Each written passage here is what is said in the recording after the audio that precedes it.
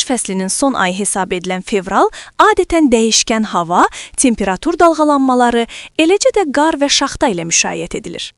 Xüsusilə son illərdə müşahidə olunan kəskin hava dəyişiklikləri fonunda bu il fevralda güclü qar yağışı, boran və sərt şaxta ehtimalı vətəndaşları narahat edən əsas məsələlərdəndir.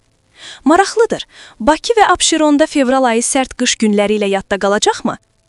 Yeni Sabah məlumat verir ki, hava və iqlim məsələləri üzrə ekspert Cavid Hüseynov konkret.az açıqlamasında qeyd edib ki, uzun müddətli hava proqnozlarına əsasən Bakı və Abşeron yarımadasında dəyişkən hava şəraiti müşahidə ediləcək.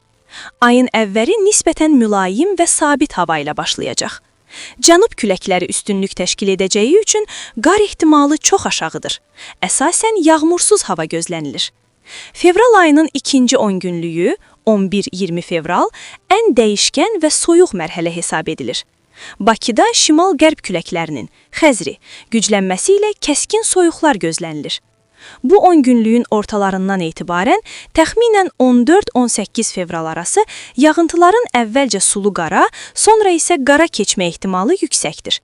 Şəhərin hündür ərazilərində yeni günəşli, yasamal, badamdar, qar örtüyünün yaranması mümkündür. Hüseynov bildirir ki, fevralın son 10 günlüyündə yalançı bahar və soyuq dalğaların mübarizəsi müşahidə olunur. Havanın temperaturlarında tərəddüdlər gözlənilir. Bir neçə gün temperaturun 15 dərəcə Selsiyədək yüksəlməsi, ardınca isə qısa müddətli yağışlı və soyuq küləkli hava dalğası ehtimal olunur. Qar yağma ehtimalı nisbətən azdır.